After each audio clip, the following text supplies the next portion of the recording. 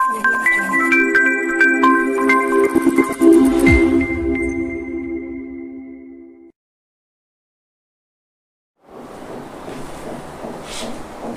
बेटा, how are you now. Solid state के last lecture में हमने मेटल डेफिशिएंसी डिफेक्ट वो छूट गया था, तो वो पहले देख लेते हैं। मेटल डेफिशिएंसी में एक ही सिंपल एग्जांपल है, लाइक FeO। तो इसमें 1:1 का रेशियो होना चाहिए। क्यों? क्योंकि Fe इज़ 2+, उसके अगेंस्ट में oxygen is 2-, +2 against -2, so the charge is balanced. So whatever the number of Fe2+, same number of O2- will be there, 100 against 100, 1000 against 1000. In short, ratio is 1:1. But इसमें कई जगह आपको ऐसा देखने को मिलेगा। यहाँ पे आप देख सकते हो कि 1 ऑक्सीजन के अगेंस्ट में 1 Fe होना चाहिए, लेकिन 0.96 है। It means metal is less as compared to it should be. That's why it is called metal deficiency defect. अब मेटल कम है लेकिन चार्ज तो बैलेंस होगा ही। मैंने पहले भी बोला था, whatever kind of any defect is there in crystal, the substance will be electrically neutral. तो how this charge is balanced, that we have to understand. So यहाँ पे सपोज 1 के अगेंस्ट में 0.96 Fe है। रियल में होना क्या चाहिए? FeO 1:1 means 100 Fe2+ against 100 O2-।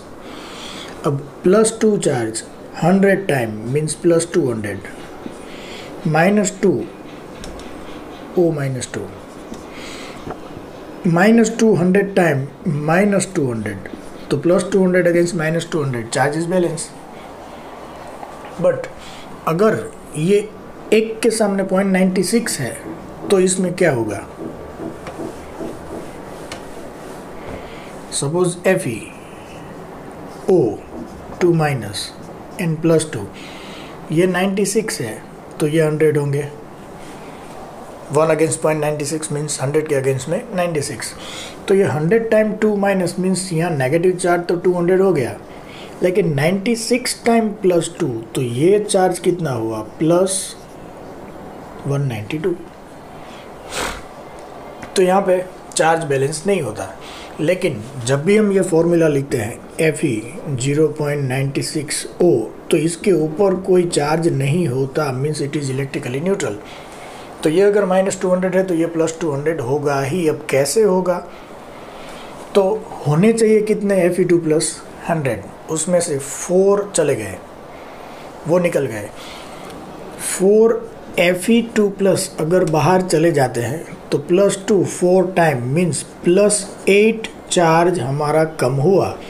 होना चाहिए 200 है, 192 मीन्स +8 चार्ज कम हुआ। अब इसकी भरपाई कौन करेगा? जो बाकी बचे हैं वो, एक टीम को कोई वर्क सौंपा गया है, उस टीम में से 1-2 चले गए, तो बाकी जो बचे उनको वो वर्क तो पूरा करना ही पड़ेगा। तो उन दोनों का वर्क भी वो मिल के सभी डिसाइड करके कर लेंगे। तो यहाँ पे क्या होगा? अब हमारे पास जो 96 Fe2+ बचे हुए हैं, उन 96 में से कुछ Fe2+ +3 में कन्वर्ट हो जाएंगे। इससे क्या होगा कि एक Fe+2 अगर +3 में कन्वर्ट हुआ तो पॉजिटिव चार्ज में 1 का इजाफा हुआ, means positive charge increase by 1 unit. हमको कितना चाहिए? 8, क्योंकि 4 Fe+2 बाहर चले गए तो चार्ज कितना कम हुआ? 8। तो टोटल 8 Fe2+ अगर Fe+3 में कन्वर्ट हो जाएंगे तो चार्ज में +8 ऑलरेडी प्लस हो जाएगा। तो इसमें अगर आप +8 जोड़ दो तो +200 हो गए। इसका मीनिंग क्या हुआ कि हमारे पास जो 96 Fe बचे हुए हैं वो सभी के सभी Fe2+ नहीं है। उन 96 में से 8 Fe+3 है, बाकी Fe2+ है। तो इसमें मैं ऐसा क्वेश्चन पूछते हैं कि Fe 0.96O में टोटल Fe में Fe+3 का परसेंटेज कितना? तो टोटल Fe कितना है हमारे पास? 96। उसमें से 3+ कितने हैं? 8, तो टोटल 96 में से 8, तो आउट ऑफ 100 कितना, that is percentage of Fe3+। Sorry.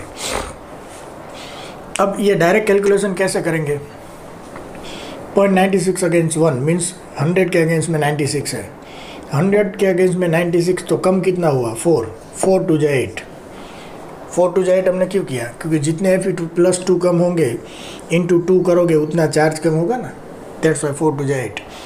It means 8 Fe2+ will convert into Fe3+। तो टोटल 96 में से 8 + 3 है, 100 में से कितना, डायरेक्ट परसेंटेज भी हमें मिल सकता है।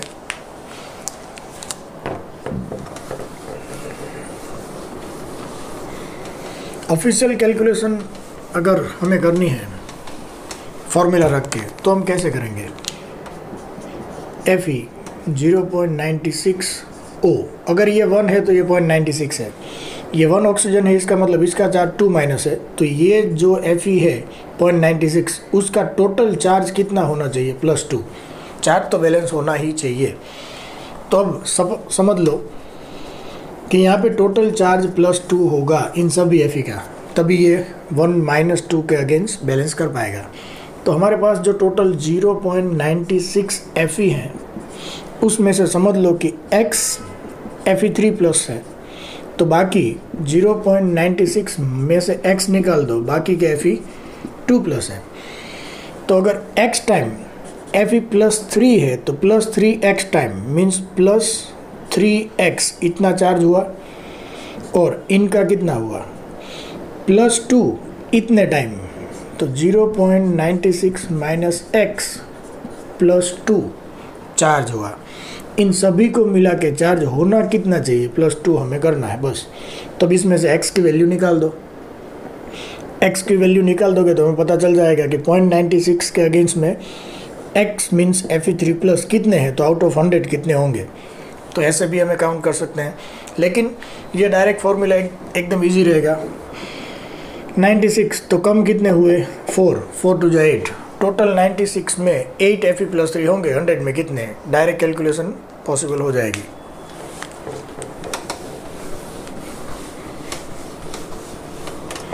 एक और एग्जांपल देख लेते हैं। अगर ऐसा बोलते हैं Fe 0.94O, तो अब आप भी डायरेक्ट कैलकुलेशन कर सकोगे कि इसमें टोटल Fe में Fe3+ कितने होंगे। 1 अगेंस्ट 0.94 मीन्स 100 अगेंस्ट 94, तो होने चाहिए 100, 94 है तो कम कितने हैं, 6 टाइम Fe2+ बाहर निकल गया, तो चार्ज टोटल कितना कम हुआ, 12।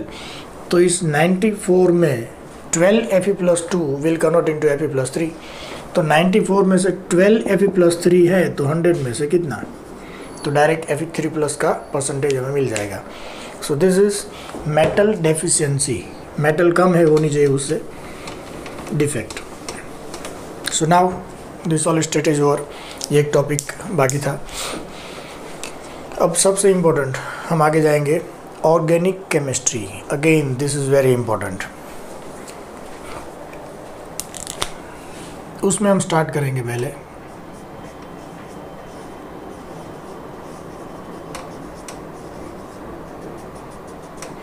Isomerism, very important point. ना इसमें अगर आपको ज़रूरत लगे तो नोट्स बनाते रहिए, वेरी इंपॉर्टेंट है organic chemistry.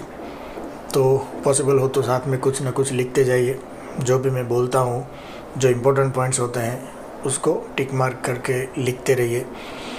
Isomerism, first of all what is definition of isomerism? Molecular formula same but physical and chemical properties are different. What is definition of isomerism? Molecular formula same but physical and chemical properties are different. That compounds are called isomers of each other. For example, if we write C3H8O, this is called molecular formula. इसका structure हम draw करते हैं।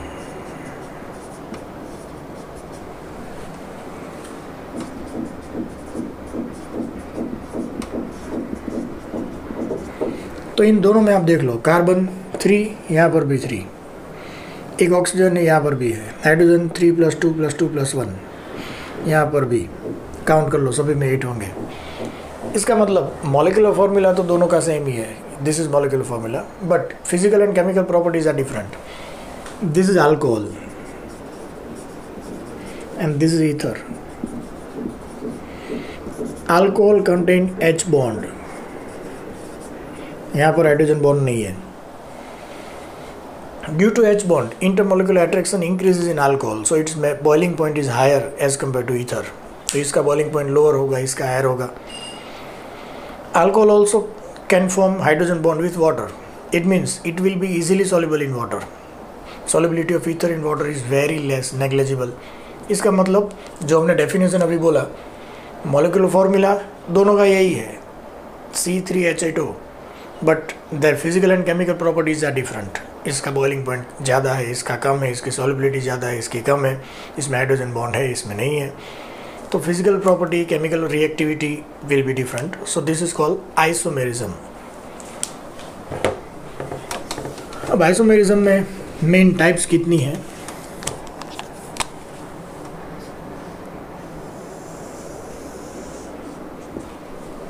Main 2 type. First,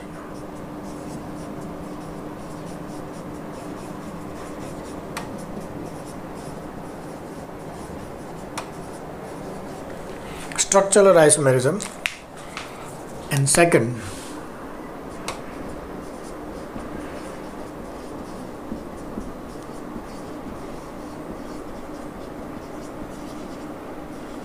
stereoisomerism। अब structural isomerism में कौन कौन सी type आएंगी?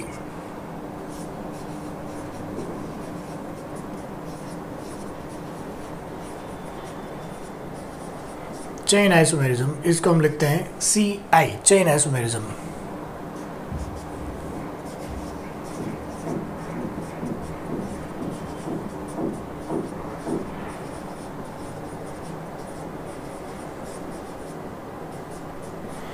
Position isomerism, in short we write PI।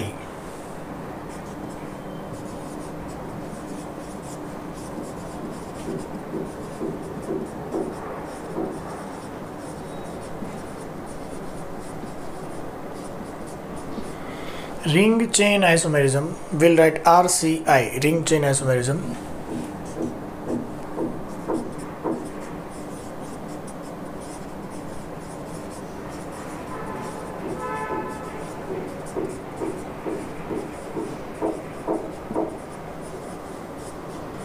Functional group isomerism, functional group isomerism, certain sometimes we are writing FGI, functional group isomerism, yes, in short we'll write FI, whatever it is, functional group isomerism।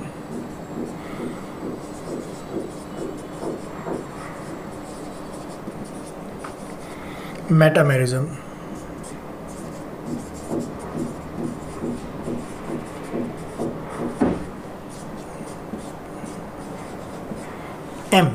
M for metamerism and tautomerism for T for tautomerism.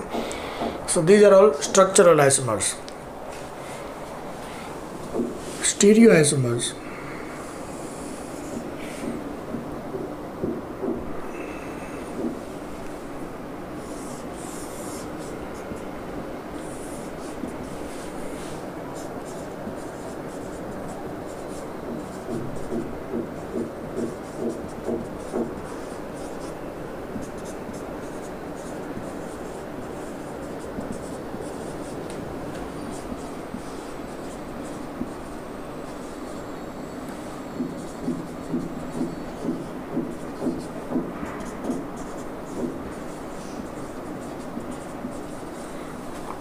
configurational isomerism and conformational isomerism. Conformation is what? Then perhaps you have seen in 11th, Gauss, eclipse, just we have to rotate around single bond and we'll get different conformational isomerism.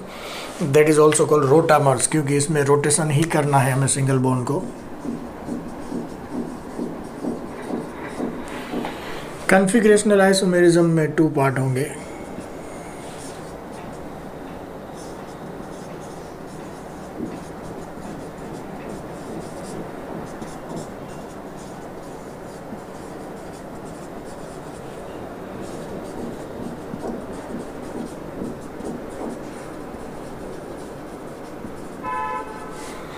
geometrical isomerism, in short we'll write GI. An optical isomerism, GI, geometrical isomerism. Cis and trans optical isomerism, that will see Leo and dextro and optical activity is there. But this is main total types of isomerism. We'll see one by one all. But first of all, major two types are structural and stereo. What is main difference between these two? First of all, what was the definition of isomerism? Molecular formula same, physical and chemical properties are different. That is isomerism. अब what about structural isomerism? Structural isomerism में क्या होगा? Molecular formula same होगा, लेकिन structure आप draw करोगे तो different होगा. Molecular formula तो same ही होगा, like C4H10O, लेकिन जब ये 4 कार्बन 10 हाइड्रोजन एंड 1 ऑक्सीजन को आप अरेंज करोगे तो उसकी पोजीशन शायद डिफरेंट होगी, या उसका स्ट्रक्चर कुछ और होगा, उसका आईयूपीएसी नोमेनक्लेचर डिफरेंट होगा, उसके स्ट्रक्चर में कुछ चेंजेस होंगे. That's why it is called structural isomerism. Molecular formula same, structure are different, that is structural isomerism. अब स्ट्रक्चर में क्या चेंज होगा? उसकी चेन ऑफ कार्बन डिफरेंट होगी, या उसका जो फंक्शनल ग्रुप होगा उसकी पोजीशन अलग अलग जगह पे हो जाएगी. ये सभी उसके टाइप्स हैं.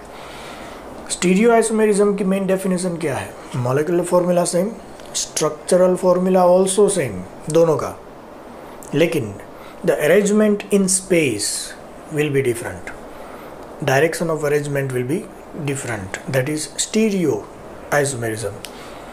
और उसमें configurational, conformational, GI and OI, that will see in depth जब हम स्टीरियो आइसोमेरिज्म का पॉइंट देखेंगे.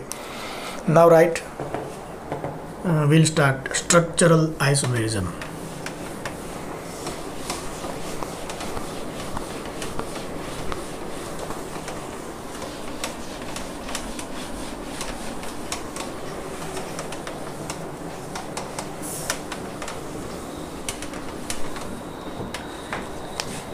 So, structural isomerism.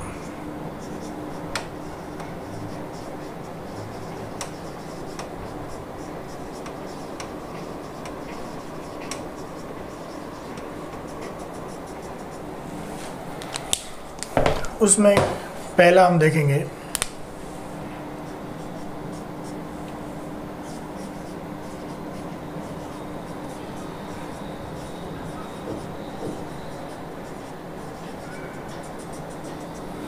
Chain isomerism. अब चेन आइसोमेरिज्म में क्या होगा? अगर किसी सब्सटेंस में फंक्शनल ग्रुप है तो उसकी पोजीशन चेंज नहीं होगी. फंक्शनल ग्रुप है तो दोनों में सेम ही होंगे, उसकी पोजीशन चेंज नहीं होगी, वो एज इट इज़ रहेगा.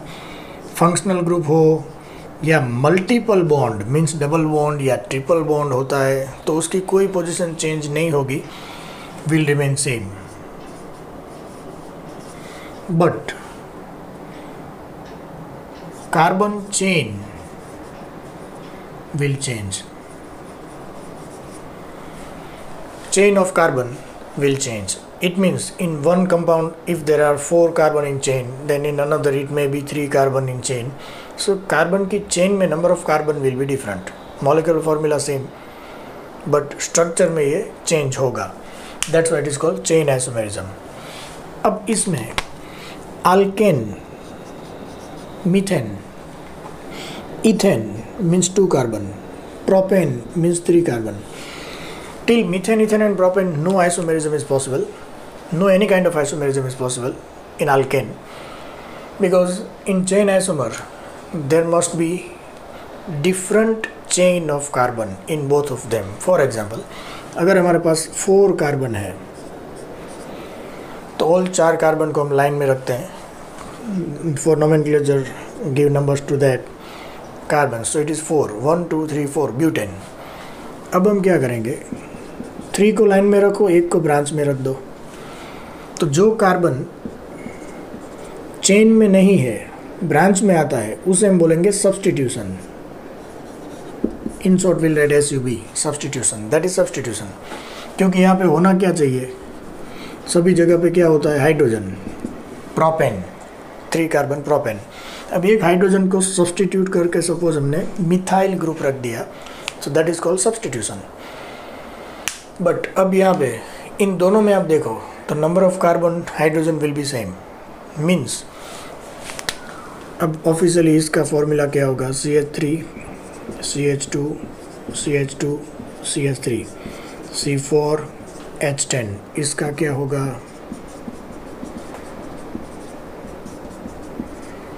C4 H10। इन शॉर्ट दोनों का मॉलिक्यूलर फॉर्मूला तो सेम है, लेकिन आप स्ट्रक्चर देखो सेम नहीं है। तो स्ट्रक्चरल आइसोमर तो ये हुए, लेकिन उसमें भी कौन से, तो इसमें 4 कार्बन की चेन है, इसमें 3 कार्बन की चेन है, 1 इज ब्रांच, तो ये चेन आइसोमेरिज्म हुआ। अब इसको आप उसके आईयूपीएसी नेम से ही आइडेंटिफाई कर पाओगे डायरेक्टली। क्यों? क्योंकि इसका आईयूपीएसी नेम क्या होगा, ब्यूटेन, 4 कार्बन है ना। अब इसका आईयूपीएसी नाम क्या होगा, तो इसमें तो 3 कार्बन्स चेन में, तो नीचे वाले को भूल जाओ, 3 कार्बन मीन्स प्रोपेन। अब सेकंड पे क्या है, मिथाइल, 2 मिथाइल प्रोपेन। अब यहाँ पे क्या था, ब्यूटेन, ब्यूटेन आया तो 4 कार्बन होने चाहिए, 2 मिथाइल प्रोपेन। जब आप बोलते हो तो लाइन में तो 3 कार्बन ही होंगे, तो ब्यूटेन 2 मिथाइल प्रोपेन, चेन में different, that's why it is called chain isomerism. तो मीथेन, इथेन एंड प्रोपेन में chain isomerism is not possible. Chain isomerism will start from butane, from alkane there is 4 carbon minimum necessary. So for chain isomerism,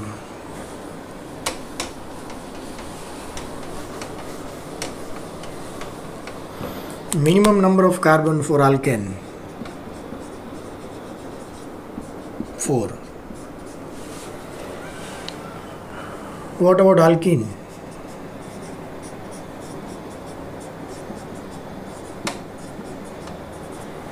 Suppose how many carbons are there? 4 means butane. There is double bond, means it is not alkane, it is alkene. So not butane, butene. अब अगर we are writing butene, then after which carbon double bond is there, that we have to also mention. क्योंकि वो first carbon के बाद भी double bond हो सकता है, सेकंड के बाद भी हो सकता है, ब्यूट 1 in भी हो सकता है, ब्यूट 2 in भी हो सकता है. So this is ब्यूट 1 in.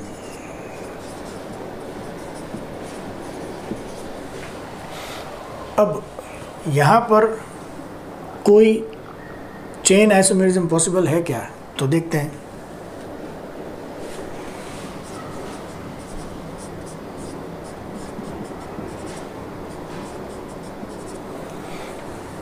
One two three four carbon are in line. अब उसमें से एक को हटा के हमने नीचे ब्रांच में रख दिया. 1 2 3. सो now this is substitution. But what is IUPAC name? 2 methyl propene. अब ये क्या था? ब्यूट 1 in. तो ब्यूट एंड इसका 2 मिथाइल प्रोपीन. तो butene propene means obviously chain is change. Propene means यहाँ पे 3 कार्बन की चेन होनी चाहिए. ब्यूटीन मीन्स यहाँ पे 4 कार्बन की चेन होनी चाहिए. Number of carbon in chain changes, that is chain isomerism. तो अल्किन में भी minimum how many carbon are required? 4 for chain isomerism. And what about alkyne?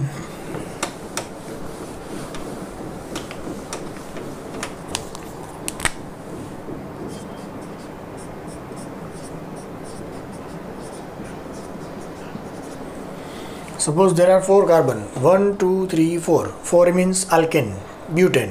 But अगर ये alkane हो तो ये alkyne है, तो butane नहीं होगा, butane. अब आइन लिखते हो आप, means triple bond. तो after which carbon we have to mention? But 1 ine. After first carbon there is triple bond. तो right now there are 4 carbon in chain. अब आप इसको ऐसे नहीं लिख सकते. This is not considered as a branch. Branch corner पे नहीं होता. ये तो 1 2 3 and 4 are continue only. So this is not a chain isomerism. Actually ये सेम कंपाउंड ही है. ये C3 आप इधर लिखो, ऊपर लिखो, कहीं पे भी लिखो, वो लाइन में ही है. अब उसको यहाँ से हटा के अब बीच में सेट नहीं कर सकते, क्योंकि ये बीच वाला कार्बन ऑलरेडी 1 and 3 उसकी वैलेंसी तो कंप्लीट हो गई है ट्रिपल बॉन्ड की वजह से, तो यहाँ पे ब्रांच पॉसिबल नहीं होगा, ये एज इट इज़ रहेगा। इट मीन्स 4 कार्बन पे अल्काइन में चेन आइसोमेरिज्म पॉसिबल नहीं होगा। लेकिन अगर आप एक कार्बन इंक्रीज करते हो तो होगा। अब इसका फॉर्मूला क्या हुआ, C5H3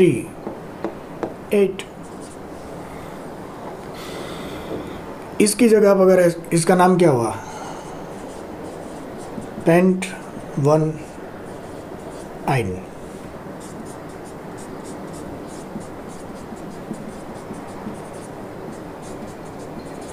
एक CH3 को लास्ट में से हटा के इसके नीचे रख दो तो 1 2 3 4, now there are 4 carbon in chain. यहाँ पे 5 थे, यहाँ पे 4 है, तो चेन में डिफरेंट हो गया, तो now this are chain isomers. इन दोनों के लिए मॉलिक्यूलर फॉर्मूला तो सेम ही होगा C5H8, but structures are different.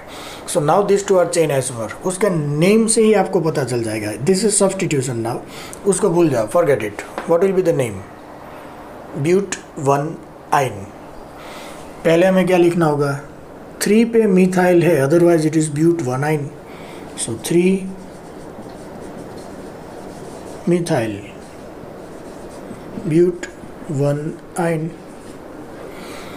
तो अब मेन पेरेंट कंपाउंड इसमें कौन सा हुआ, पेंट मीन्स पेंटाइन। यहाँ पे पेरेंट कंपाउंड कौन सा हुआ, but means butane. It means यहाँ पे 5 कार्बन लाइन होगी, यहाँ पे 4 कार्बन लाइन होगी, चेन में number of carbon changes, so it is chain isomerism. तो अल्काइन के लिए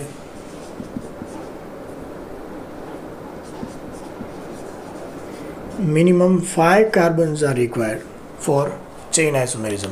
So ये questions हमें पूछ सकते हैं, alkane alkene या alkyne में minimum how many carbons are required for chain isomerism. तो याद रखो, alkane alkene 4 but alkyne 5.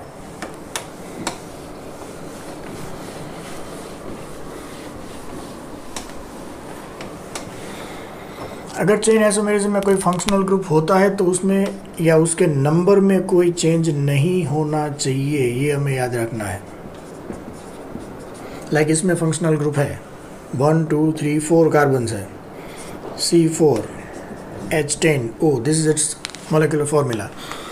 अब हम क्या करेंगे,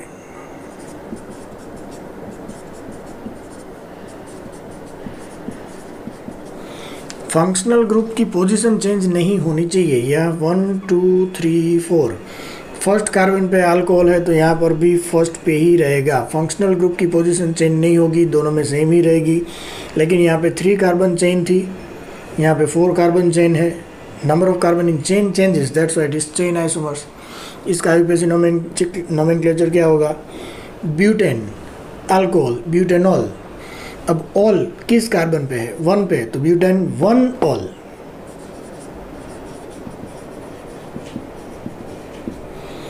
यहाँ पे 1 2 3 प्रोपेन, प्रोपेन 1 ऑल, बट इससे पहले हमें क्या लिखना होगा, 2 पे क्या है, मिथाइल,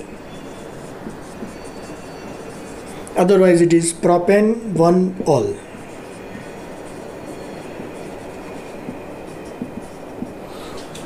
तो अब यहाँ से ही आप कंसिडर कर सकोगे ब्यूटेनॉल प्रोपेनॉल, मीन्स इसमें 4 कार्बन चेन होगी क्योंकि ब्यूटेनॉल लिखते हैं, इसमें 3 कार्बन चेन होगी क्योंकि हम प्रोपेनॉल लिखते हैं, तो चेन आइसोमेरिज्म हो गया। तो इसमें भी number of carbon in chain change हो रही है, so it will be consider as chain isomerism.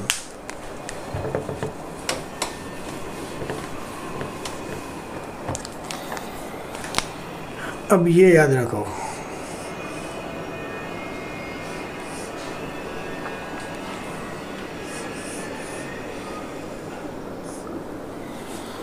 these two are also considered as chain isomers, क्योंकि यहाँ पे 1 and 2 ये लास्ट वाला कार्बन है ना, उसको यहाँ से हटा के हमने यहाँ रख दिया। जब भी हम चेन आइसोमर फॉर्म करते हैं तो क्या करते हैं, यहाँ पे 1 2 3 4 एंड 5 कार्बन चेन है, एक लास्ट कार्बन को वहाँ हटा के ब्रांच में रख दो तो 4 कार्बन चेन हो गई, तो चेन में डिफरेंट हो गया, that's why it is called chain isomerism.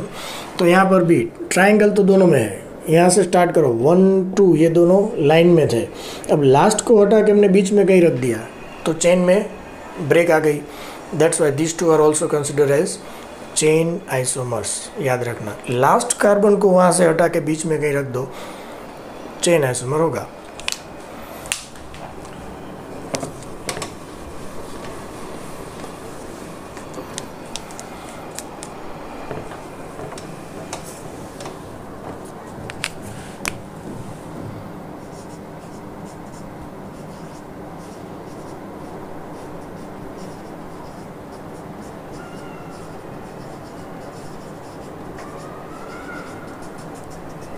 Now position isomerism, यहाँ पर अगर दो कंपाउंड में मॉलिक्यूलर फॉर्मूला तो सेम ही होगा, अगर फंक्शनल ग्रुप है तो वो होगा सेम, मल्टीपल बॉन्ड है, फंक्शनल ग्रुप है, लेकिन उसकी पोजीशन चेंज होगी। इसका मतलब या तो फंक्शनल ग्रुप है, या तो उसमें मल्टीपल बॉन्ड है, डबल बॉन्ड, ट्रिपल बॉन्ड, या तो उसमें सब्स्टिट्यूशन है। अभी हमने बोला ना मिथाइल इथाइल जो आप नीचे रखते हो उसको सब्स्टिट्यूशन बोलते हैं, उसकी पोजीशन चेंज होगी।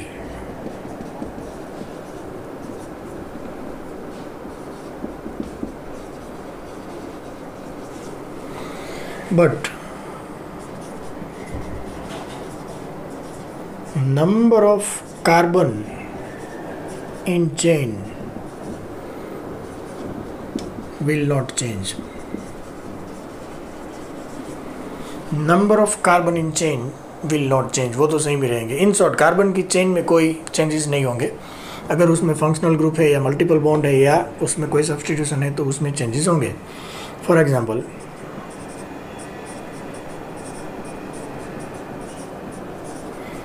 लाइक इसमें अल्कोहल है, एल्डिहाइड हो सकता है, कोई भी हो सकता है, कार्बोक्सिलिक एसिड हो सकता है, लेकिन कार्बोक्सिलिक एसिड एल्डिहाइड का पोजीशन चेंज नहीं होता, वो हम लास्ट में देखेंगे। यहाँ पे कार्बन जो होता है ऐसा फंक्शनल ग्रुप नहीं होना चाहिए। अल्कोहल चलेगा, नाइट्रो चलेगा, हेलोजन, क्लोराइड, ब्रोमाइड चलेगा। अब इसका आईयूपीएसी नोमेनक्लेचर क्या होगा? 3 कार्बन प्रोपेन, अल्कोहल प्रोपेनॉल। अब जब भी आप लिखते हो प्रोपेनॉल मीन्स ये अल्कोहल हुआ, तो वो ऑल फॉर अल्कोहल किस कार्बन पे है ये हमें मेंशन करना होगा। तो propane 1 all.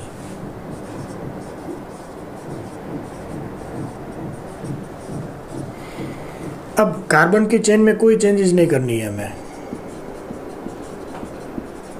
Just functional group जो हमारा है उसकी पोजीशन चेंज कर दो। ये 1 पे था, अब ये 2 पे चला गया, प्रोपेन 2 ऑल। तब मोस्टली इनके आईयूपीएसी नेम कॉमन से नहीं, आईयूपीएसी नेम से हम कौन सा आइसोमेरिज्म है ये वैसे ही डिसाइड कर सकते हैं। कैसे? Propane 1 all, propane 2 all, propane दोनों में है, मीन्स चेन में तो सेम कार्बन ही होंगे, लेकिन यहाँ पे लिखा है 1 ऑल, यहाँ पे लिखा है 2 ऑल, मीन्स क्या हुआ? All for alcohol. अल्कोहल का पोजीशन चेंज हो रहा है, फर्स्ट कार्बन पे था, वो सेकंड कार्बन पे जा रहा है, तो that's why it is called position isomerism. तो फंक्शनल ग्रुप का पोजीशन चेंज हुआ।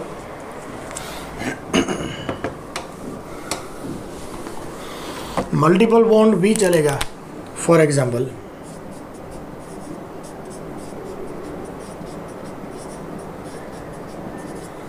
इसका आईयूपीएसी नोमेनक्लेचर क्या हुआ? ब्यूट 1 इन 1 2 3 4 सॉरी 4 कार्बन है, अल्कीन है, ब्यूटीन, फर्स्ट कार्बन पे इन है तो ब्यूट 1 इन। अब हम कार्बन की चेन में कोई चेंजेस नहीं करेंगे, 4 carbon chain as it is रहेगी। चेन में चेंज करोगे तो वो चेन आइसोमेरिज्म हो जाएगा। अभी we are studying position isomerism. तो अब यहाँ पे हुआ क्या? जो मल्टीपल बॉन्ड था, डबल बॉन्ड, उसकी पोजीशन चेंज हो गई। वो फर्स्ट कार्बन के बाद था, अब सेकंड कार्बन के बाद आ गया। So will write it but 2 ene. So अब इसके नेम से ही आईयूपीएसी कंपलसरी, कॉमन नेम नहीं, आईयूपीएसी नेम अगर आप लिखोगे तो आपको आइडेंटिफाई हो जाएगा कि which isomer it is. But 1 ene, but 2 ene, 1 and 2, but तो कॉमन है, तो पोजीशन चेंज हो गई, that's why it is position isomerism. तो पोजीशन आइसोमेरिज्म के लिए अल्कीन में मिनिमम कितने कार्बन चाहिए? 4, 1 2 3 4, 3 कार्बन में नहीं होगा, ये अल्कीन है। अब यहाँ से डबल बॉन्ड हटा के अब यहाँ पे रखोगे तो सेम ही हुआ। प्रोपीन, यहाँ से फर्स्ट कार्बन पे डबल बॉन्ड है, यहाँ पे ले लो तो यहाँ से फर्स्ट पे ही आएगा, कोई चेंजेस नहीं आएगा। मीन्स 3 कार्बन में पोजीशन आइसोमर अल्कीन में पॉसिबल नहीं है।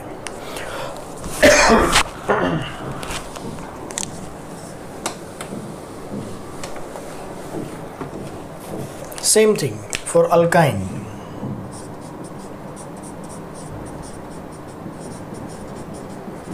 How many carbons are there? 4 carbon में पोजीशन आइसोमेरिज्म पॉसिबल है कि नहीं?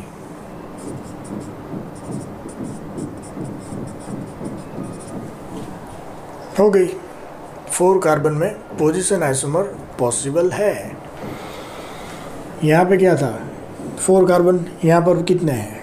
4 कार्बन। चेन में कोई डिफरेंस नहीं हुआ, चेन तो सेम ही है, that's why it is not chain isomer. But chain में क्या हुआ? जो मल्टीपल बॉन्ड है उसका पोजीशन चेंज हो गया, फर्स्ट पे था अब सेकंड पे है। इसका आईयूपीएसी नोमेनक्लेचर क्या होगा? ब्यूट 1 आइन, क्योंकि after first carbon there is triple bond. इसका नोमेनक्लेचर क्या होगा? ब्यूट 2 आइन। तो ब्यूट तो दोनों में है, 1 आइन 2 आइन, पोजीशन चेंज।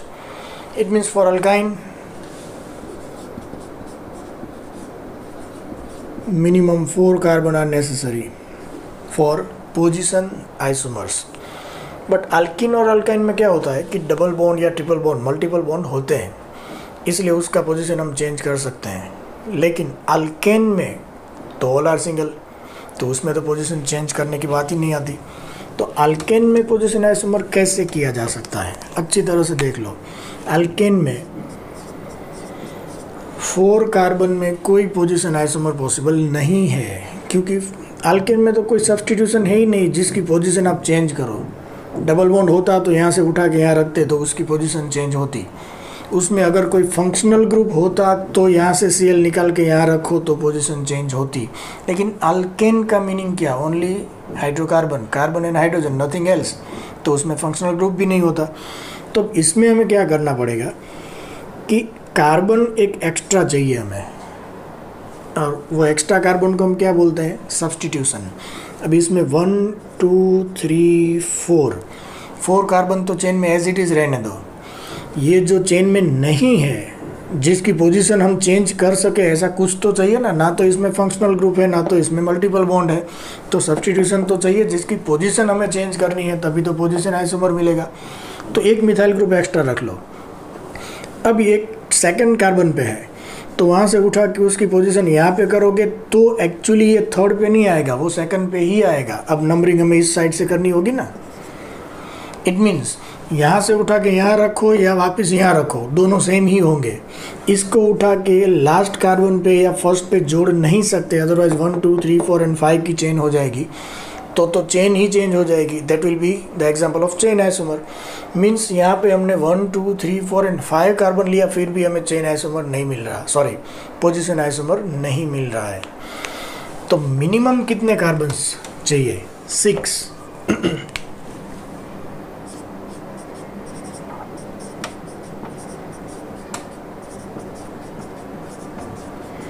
5 कार्बन की चेन एज इट इज रखो, एक को ब्रांच में कर दो 1 2 3 4 5, because this is position isomer. Carbon की चेन तो 5 कार्बन की ही रहनी चाहिए, तो उसमें से कोई कार्बन तो हम हटा नहीं सकते। तो जिसकी पोजीशन हमें चेंज करनी हो वो एक्स्ट्रा ग्रुप हमें चाहिए, सब्स्टिट्यूशन, जो चेन में काउंट नहीं होता हो। अब उसकी पोजीशन हम चेंज करेंगे। Right now it is on second group, so second carbon, so it is called 2-methyl pentane. अब इसकी पोजीशन यहाँ से निकाल के यहाँ पे कर दो। Now it is called 3-methyl pentane. अब इसको यहाँ पे लाओगे तो वापस 2 ही हो जाएगा इस साइड से, लेकिन ये दोनों चेंजेस पॉसिबल है इसमें। इसका मतलब क्या हुआ कि अल्केन में अगर आपको पोजीशन आइसोमर चाहिए तो मिनिमम 6 कार्बन होने चाहिए, otherwise will not gate position isomer in alkane.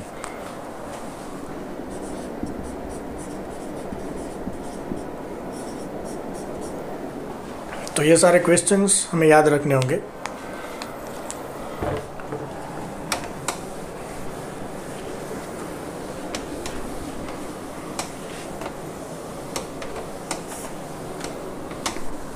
Now important is, अगर हमें कोई पूछे कि C6H14 में टोटल कितने आइसोमर्स पॉसिबल हैं, C6H14 means this is alkane, यहाँ पे CnH2n+2, तो यहाँ पे जो हो 6 इंटू 2 करो 12 प्लस 2 14, तो CnH2n+2 इतने हाइड्रोजन हुए ना, तो ये अल्केन हुआ। अब 6 कार्बन को पहले लाइन में अरेंज करो, 1 2 3 4 5 6, साथ में हाइड्रोजन ज्वाइन कर देना है हमें। सो ये एक फॉर्मूला इसका पॉसिबल हुआ, स्ट्रक्चरल फार्मूला। अब दूसरा कैसे करेंगे, 6 में से 5 को एज इट इज़ रहने दो, एक को नीचे ले लो, 1 2 3 4 5, 1 कार्बन हमने नीचे ले लिया। अब और कोई आइसोमर पॉसिबल है, तो अब ये जो हमने नीचे लिया उसकी पोजीशन चेंज करो तो कोई पॉसिबिलिटी मिलती है। 5 कार्बन एज इट इज़ रहने दो, ये सेकंड कार्बन पे था, उससे उठा के थर्ड कार्बन पे रख दो तो भी आइसोमर हो गया। अब वहाँ से उठा के यहाँ नहीं रखना, क्योंकि अदरवाइज ये दोनों सेम ही हो जाएंगे, तो इसमें इतनी पॉसिबिलिटी है। अब क्या करेंगे, ये लाइन में जो 5 कार्बन है उसमें से एक और नीचे निकाल दो, 1 2 3 4, अब लाइन में 4 कार्बन ही रहने दो। अब 2 को हमने नीचे ले लिया, अब इसमें कोई और पॉसिबिलिटीज़ है, 1 2 3 4, 4 को लाइन में ही रहने दो, 2 को जो हमने नीचे लिया उन दोनों को एक ही कार्बन पे सब्स्टिट्यूट कर दो तो भी कोई और पॉसिबिलिटी बन गई। तो इसमें टोटल 1 2 3 4 एंड 5 पॉसिबिलिटीज़ बनती हैं, इससे ज़्यादा नहीं बनेगी, क्योंकि अगर हम अब लाइन में 3 कार्बन ही रखेंगे तो बाकी 3 कार्बन को कहाँ अरेंज करेंगे, ये हो ही नहीं सकता। पहले हमने लाइन में 6 रखे, फिर 5, फिर 4, अब आप सोचोगे कि 3 की लाइन कर दो और बाकी 3 को अरेंज कर दो, तो कहाँ, इस पे 2 तो कर दिए और एक कहाँ पे, या तो इधर या उधर, तो वो तो सेम ही हो गया ना, तो अब आगे पॉसिबिलिटी नहीं होगी। तो how many isomers are possible in hexane, this is hexane 5। अब क्वेश्चन में ऐसा पूछे कि इसमें चेन आइसोमेरिज्म कितनी है एंड पोजीशन आइसोमेरिज्म किस किस के बीच में है, ये हमें आइडेंटिफाई करना है। तो जब हमारे पास ज़्यादा स्ट्रक्चर्स अवेलेबल है तो इन सभी को एक दूसरे से कंपेयर कैसे करेंगे। पहले फर्स्ट ले लो, फर्स्ट का सेकंड के साथ क्या रिलेशन है, फिर फर्स्ट का थर्ड के साथ, फोर्थ एंड फिफ्थ, ये सभी देख लेना है हमें। तो फर्स्ट एंड सेकंड के बीच में क्या रिलेशन है, तो इसमें 6 कार्बन की चेन है, यहाँ पे 5 कार्बन की चेन है। चेन चेंज हो गई तो चेन आइसोमर, इसमें तो कोई सोचना ही नहीं है। तो चेन आइसोमर में फर्स्ट एंड सेकंड। अब first and third chain isomerism, first 4 first and 5 सभी चेन आइसोमेरिज्म। क्यों, क्योंकि फर्स्ट में 6 कार्बन की चेन है, उसके बाद कहीं पर भी 6 कार्बन की चेन नहीं है, हमने उसमें से कार्बन निकाल लिया ना चेन में से। तो 1 2 1 3 1 4 1 5, ये सभी एग्जाम्पल्स ऑफ चेन आइसोमेरिज्म। अब 1 का हमने सभी के साथ रिलेशन ले लिया, अब हम लेंगे 2 का। अब 2 का 3 के साथ, 4 के साथ, 5 के साथ, ऊपर क्यों नहीं जाएंगे, 2 का 1 के साथ क्यों नहीं, क्योंकि 1 का 2 के साथ का रिलेशन तो हमने पहले ही ले लिया ना।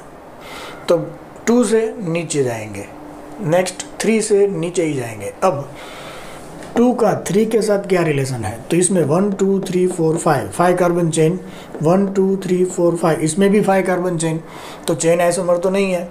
यहाँ पे जो ग्रुप है वो सेकंड कार्बन पे है, यहाँ पर जो ग्रुप है वो थर्ड कार्बन पे है, मीन्स पोजीशन चेंज हुआ।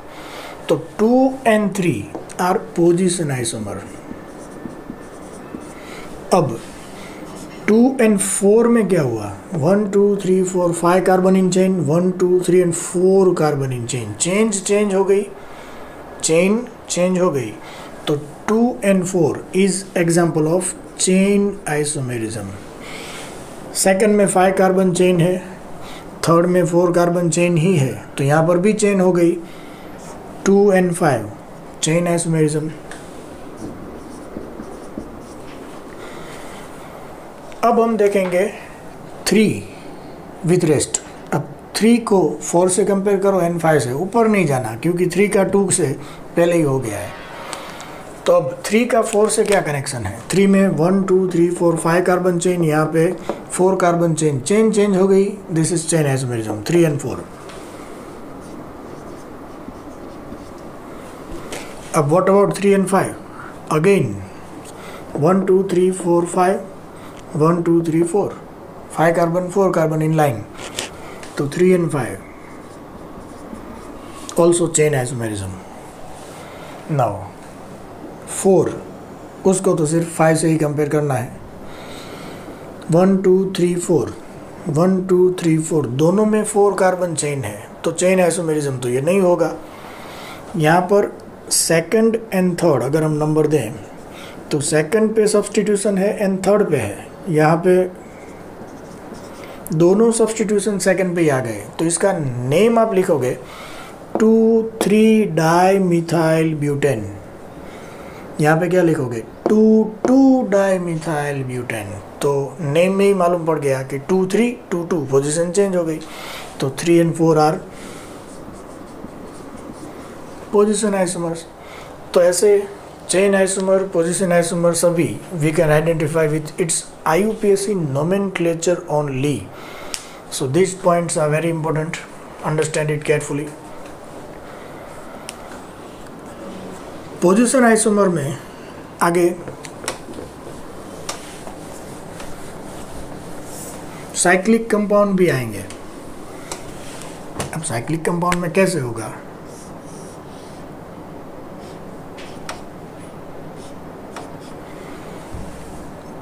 1 2 3 कार्बन है, लेकिन यह साइकिल है, that's why it is called cyclopropane. 1 2 3 carbon को हमने नंबर दे दिया, 1 पे क्लोरीन 2 पे chlorine, so it is called 1 2 die chloro cyclopropane.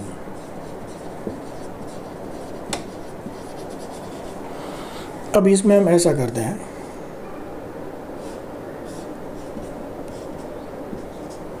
तो अब इसका नाम क्या हुआ?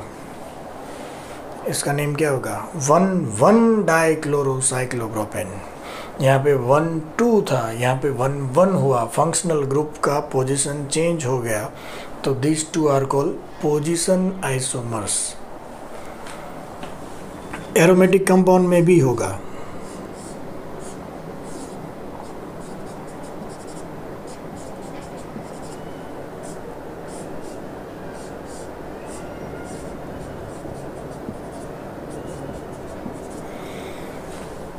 हमें मालूम है इनका कॉमन नेम क्या है, xylene. This is called orthoxylene, this is called metaxylene, but IUPAC nomenclature is important for isomerism.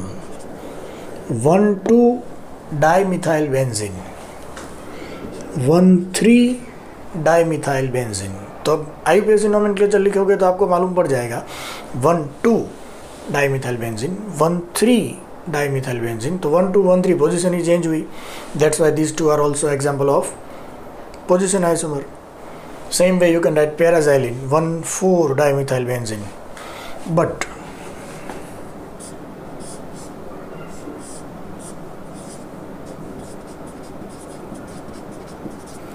ये दोनों पोजीशन आइसोमर नहीं है, इसमें पोजीशन चेंज नहीं होती। अच्छी तरह से ध्यान रखो, जब भी हमने बोला था यहाँ पे अगर कोई कार्बन है जो लाइन में नहीं है, नंबरिंग यहाँ से देनी होती है, चेन में वो नहीं है, ब्रांच है, वहाँ से उसकी पोजीशन हटा के यहाँ कर दो तो पोजीशन आइसोमर। लेकिन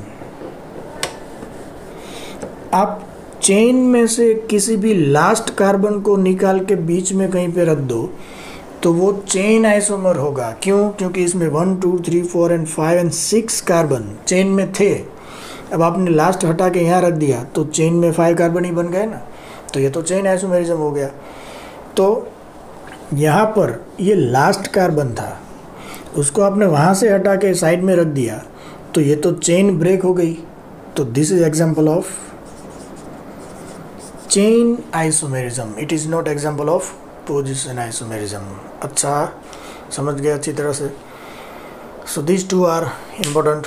एक्चुअली ऑर्गेनिक में अच्छी तरह से ध्यान रखना, नोट्स लिखते रहना, बहुत काम लगेगा। और इसका कॉन्सेप्ट अगर आप अच्छी तरह से समझोगे तो क्वेश्चन सॉल्व करना बहुत इजी होगा आपके लिए। सो स्ट्रक्चरल आइसोमेरिज्म हमने स्टार्ट किया, उसमें आज 2 आइसोमेरिज्म देखे हमने, chain isomerism and position isomerism. Next structural isomer will see in next lecture. Okay बेटा, सॉलिड टेस्ट में अगर कोई भी डाउट्स है तो उसे सेंड करते रहना। बाय।